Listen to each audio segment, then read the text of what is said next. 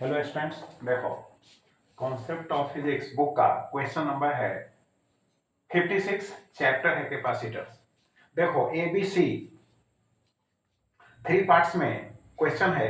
तीनों में कहता है कि इक्विवेलेंट कैपेसिटेंस फाइंड आउट कीजिए।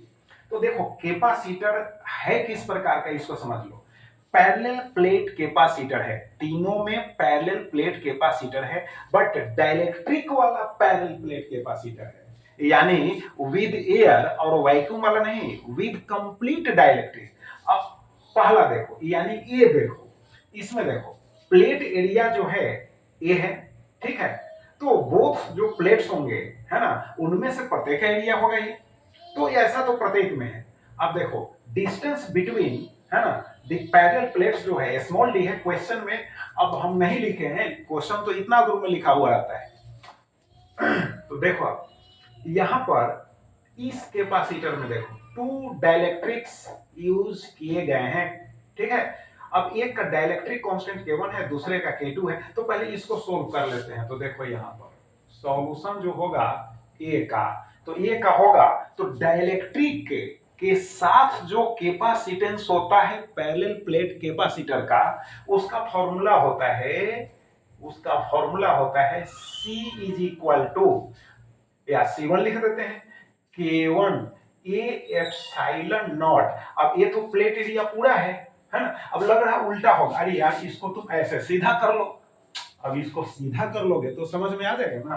तो देखो K1 ए एप्सिलॉन नॉट, अब बाई क्या होगा, तो बाई यहां पर इसका निकाल रहे हो तो यहां पर D/2 होगा, क्योंकि यहां पैरेलल प्लेट कैपेसिटर्स में 2 कैपेसिटर्स फॉर्म हो रहे हैं। अब दोनों जो कैपेसिटर्स फॉर्म हो रहे हैं सीरीज में है। क्या है? सीरीज में है यार, इसको सीधा करोगे तो समझ में आ जाएगा, सीरीज में है।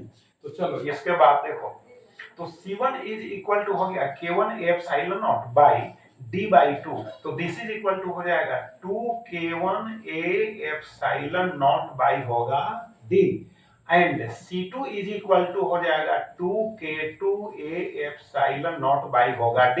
अब चूंकि दोनों सीरीज में है, ठीक है, तो सीरीज में है तो आपको पता है 1 बाई C इक्विवेलेंट जो होगा, है ना, कितना होगा 1/C1 प्लस होगा 1/C2। अब यहां तो टर्म हो जाएगा, देखो जब इसको रखोगे तो यहां हो जाएगा D/2K1 A एप्सिलॉन नॉट, अब प्लस हो जाएगा D/2K2 A एप्सिलॉन नॉट।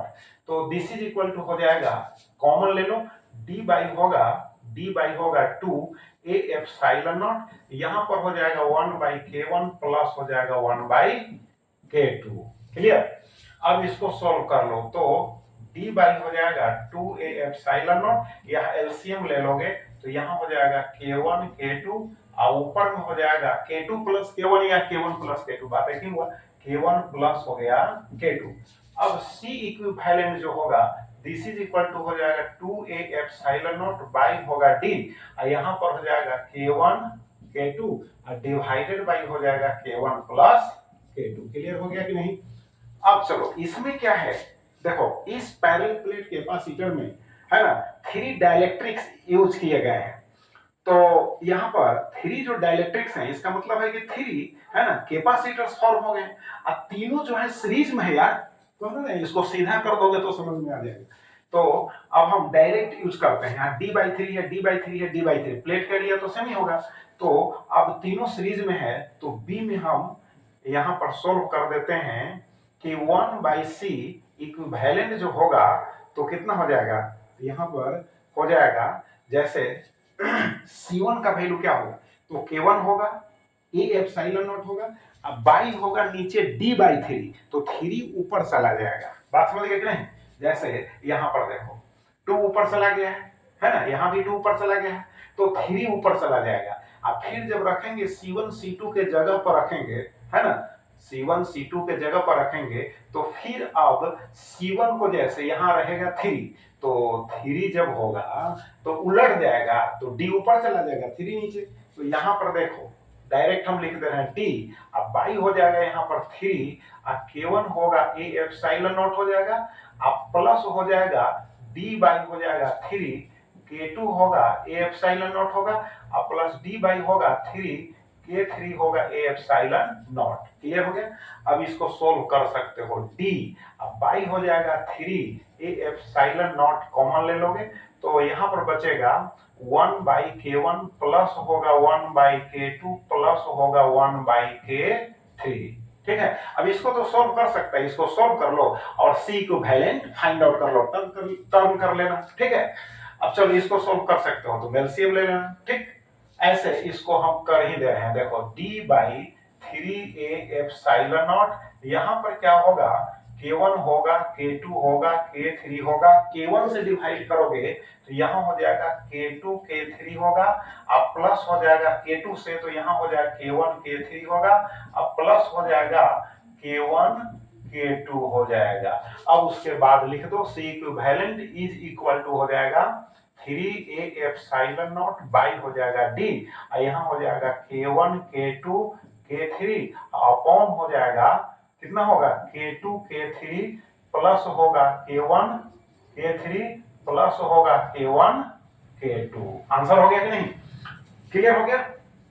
अब देखो लास्ट है सी, उसको भी सोल्व कर ही देते हैं। तो देखो सी में क्या है कि टू पैरेलल प्लेट, इस पैरेलल प्लेट के पास इंटर में टू डाइलेक्ट्रिक्स हैं, बट ऐड कैसे हो रहे हैं? पैरेलल फॉर्म में। अभी फिर इसको सीधा कर दोगे है ना तो ऊपर नीचे हो जाएगा कि नहीं? Parallel form. तो पैरेलल फॉर्म तो इजी है यार। इसमें जो है K1 तो C1 लिख लो, C1। अब इसमें C1 लिखोगे तो ये जो प्लेटों के बीच का डिस्टेंस है D है, बात समझ गए कि नहीं? बट प्लेट का एरिया जो है हाफ हो गया है, यहाँ हम नहीं दिए हैं। प्लेट का एरिया यहाँ पर दे रहे हैं। प्लेट का एरिया, सॉरी, प्लेट का जो एरिया होगा यहाँ पर हो जाएगा A/2, तो इधर भी हो जाएगा प्लेट का एरिया A/2। तो देखो C1 इज इक्वल टू होगा, है ना, K1 हो गया A epsilon naught by D। अब देखो प्लेट एरिया A/2 है तो 2 नीचे रहेगा और D तो ऑलरेडी होगा ही। अब समझ गए? अब फिर हो जाएगा C2 इज इक्वल टू हो जाएगा K2 A एप्सिलॉन नॉट, अब बाई 2 रहेगा, A/2 है इसलिए 2 रहेगा और D हो जाएगा। अब देयरफॉर कर सकते हो CP, ये तो आसान है।